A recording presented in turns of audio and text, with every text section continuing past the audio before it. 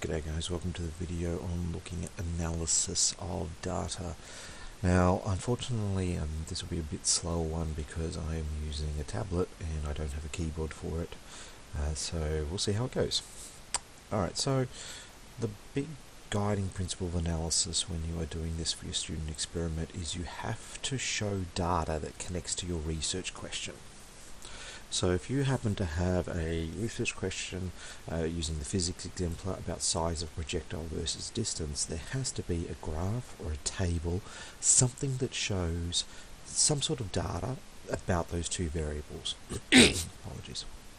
Now you're probably going to do some processing of the data before you get to that point, but there has to be some presentation that shows the connection between your independent and your dependent variable that has come from your research question. It must be in a table, it must be in a graph, it must be something there. So this data that I have here is the time taken when dropping a ball, a golf ball in this case, from different heights. So we can see here in our first column we have our height and we're going to have here our time. Now if we wanted to look at, well, what is the relationship between these things, then our data is right here for a research question. Now we have to do a bit of processing, but it's right here. I'm actually going to use this data to work out what the value of gravity is, which is an experiment that physics did a bit earlier in the year. However, it shows some good suitable processes in terms of processing error. So let's talk about the first thing you have to do in terms of error. First part of processing, we need an average, and then we need to work out the error in your measurements. Now, in your actual student experiment, don't show every calculation. Feel free to put in an appendix if you want, but you only need to show us one example of how you got these things. Calculating average, you don't need to show an example of how you calculate average. We all know how to do it. But for your error, you definitely need to. Now, depending on what experiment you're actually doing, generally if both your independent and dependent variables are numerical, you should be using absolute and percentage error, and especially if you're trying to confirm a physical quantity that is already known, like we're going to do today.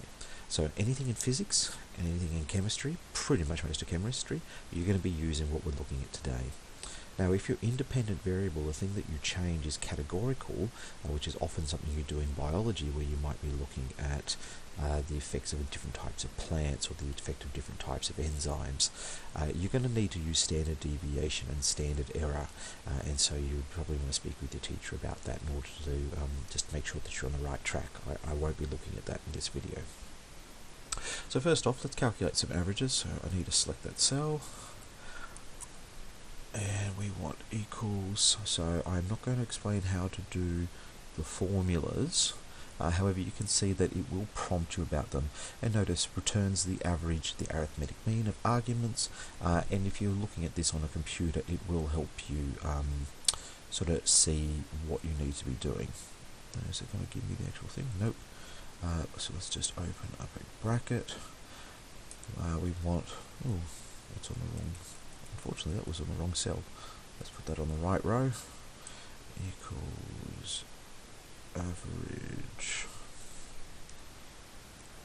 and let's highlight the cells that we want, close bracket, and enter. Now, one thing that's really important when you're setting up your data, set it up in these nice neat tables, generally columns going down, your independent variable here or your dependent variables that you measured right next to it.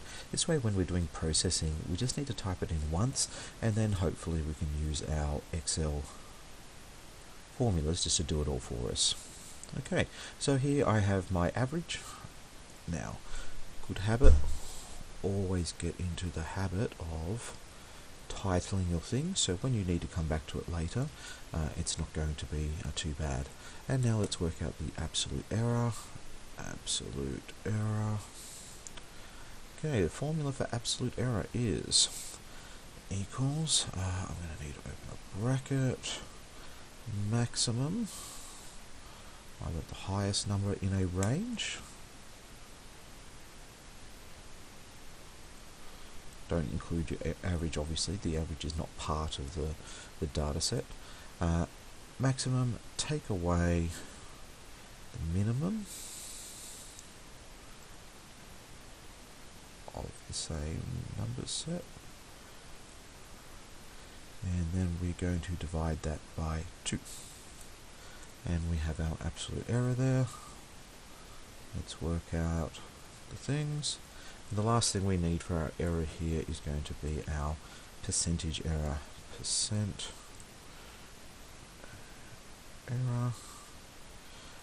And remember, percentage error is going to equal your absolute error divided by your average.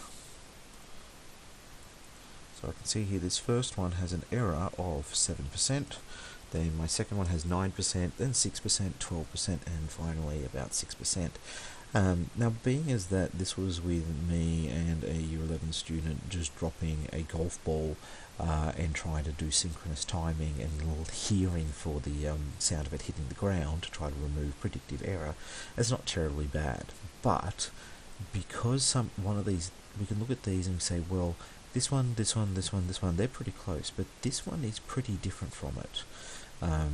We can see that it is about, 0.3 below the average, while these two are very, very close. In fact, all these four are now above the average, simply because this one is dropping it down so very far.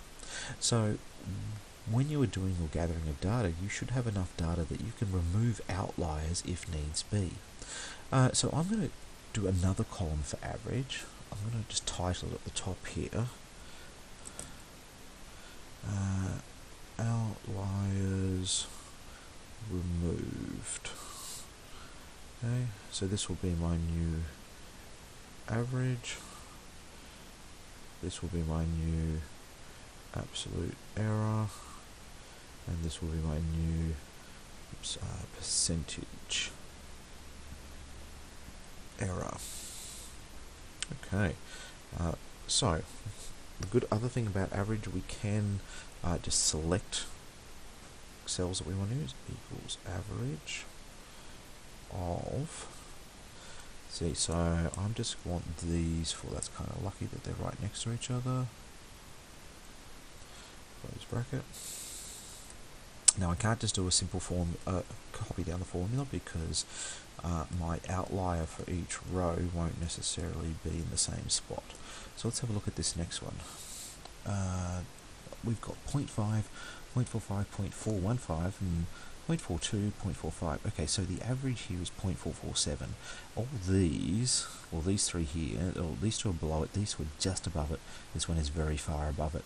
So in this case, we're going to take the same ones again. Did I put that bracket there? Nope. I'm going to take these same rows of numbers.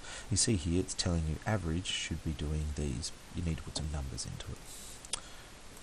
Okay, next one. Average is 0.53. The 0.57 is quite far above. It's 0.4 above it compared to the others, which are the next closest. That's 0.3 below. Trial 5 is a little bit far away. So let's see what the new average is if we just get rid of that 0.57. Sometimes you might have two outliers on a data set, and this is why I encourage you to do live logging while you're doing your experiment. This way you can get rid of, let's see, I will hold down Control, tap this.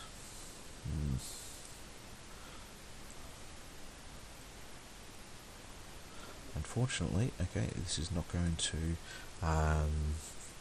let me use the mouse easily. So what I'm going to do here is I'm actually going to type the cells. I want B5, D5, E5, and F5. So B5, where's my comma?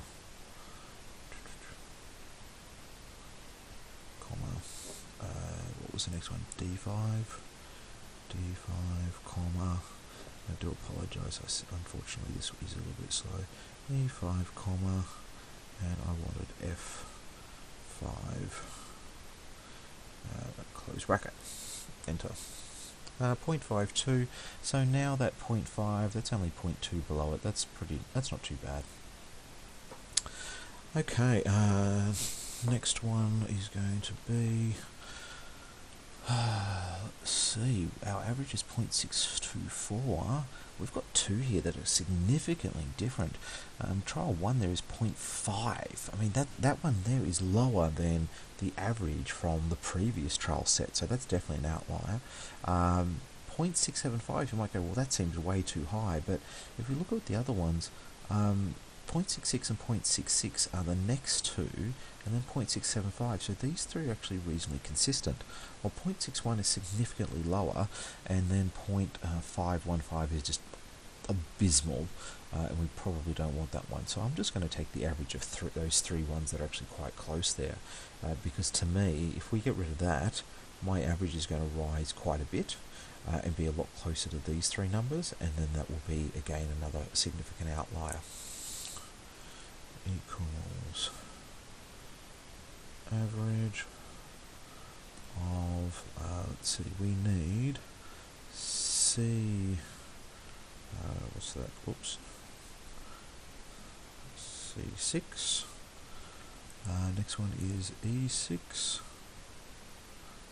and then finally we want F6, close bracket, enter. So we can see there 0.665, those three numbers are all pretty close to it.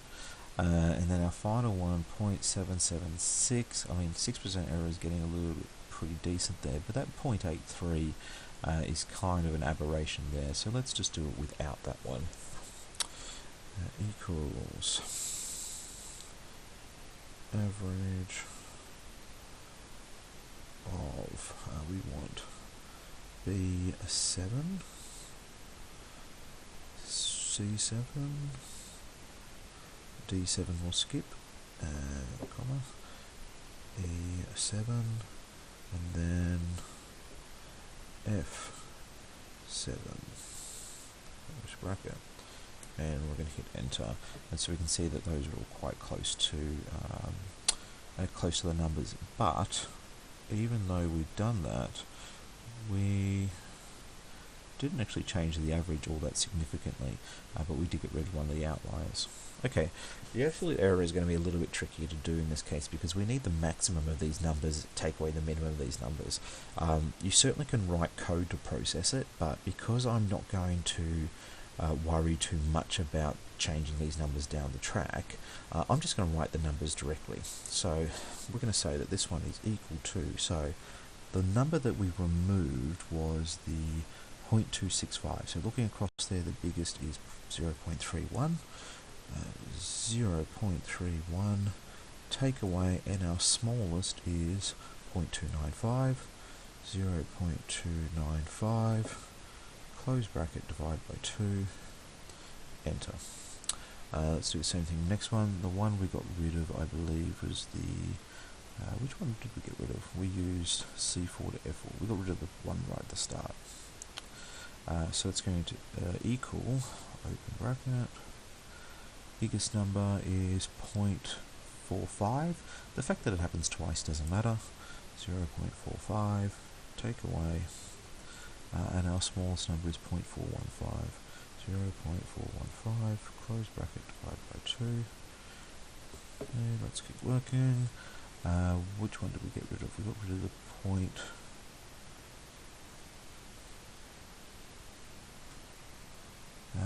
We got rid of C5, the 0.57, equals, open bracket.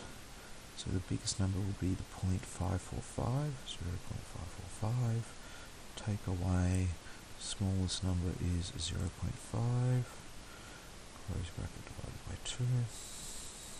We see here that the absolute error is actually getting smaller, so 0.02 down to 0.0075, 0.04, 0.01, 0.03, 0.02, and that's what you want. If you're removing a significant outlier, you should see this absolute error and this percentage error get a lot smaller.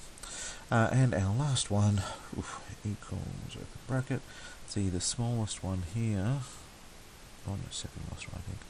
Our smallest one was the 0.515, we got rid of that, and then I believe we got rid of the 0.67 as well, 61 as well, so it's going to be 0.675, take away 0.66, close bracket, divide by 2, and finally our last one equals, what did we get rid of? We got rid of the 0.83 I believe, didn't we? What's this one? B7, C7, E and D. I've just got rid of the 1. Equals, open bracket, 0.785. Take away 0.74 from the look of it. 0.74. If I've made any mistakes there, I mean, just account for it in your head. Okay, so now we've got all our absolute errors. We can see here the number is quite a bit smaller. Good news is percentage error. We can do the calculations with that, so we don't have to suffer through those.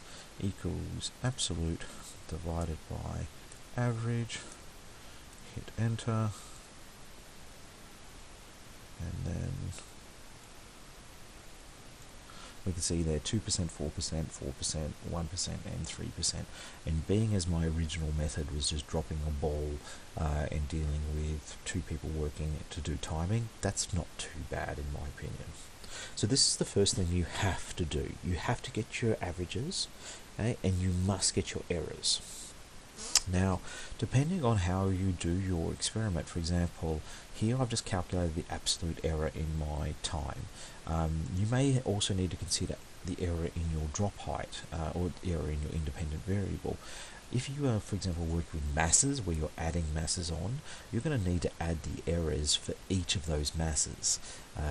So for example, I have an experiment where I added 7 of those small 50-gram masses. That means my error would be 7 times the error in that mass, which is, I believe, about 0.01 grams. Or perhaps actually 0.1 grams.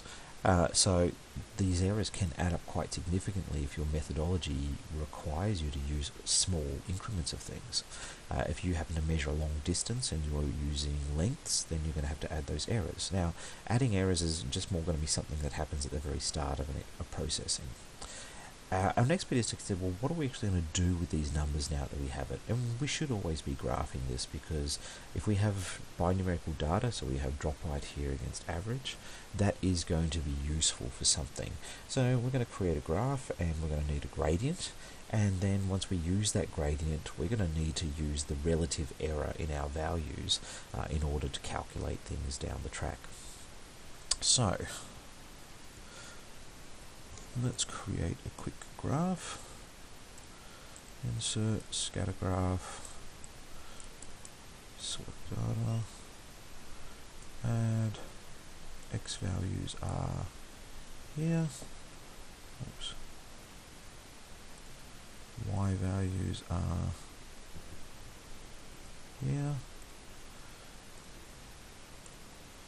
and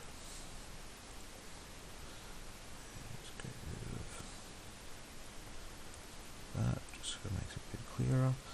We can see here, well, this looks like a reasonably nice line. Let's have a look at our trend line. We have an equation, an r squared is always good. Hey, and that's not too bad, 99% correlation once we got rid of the outliers.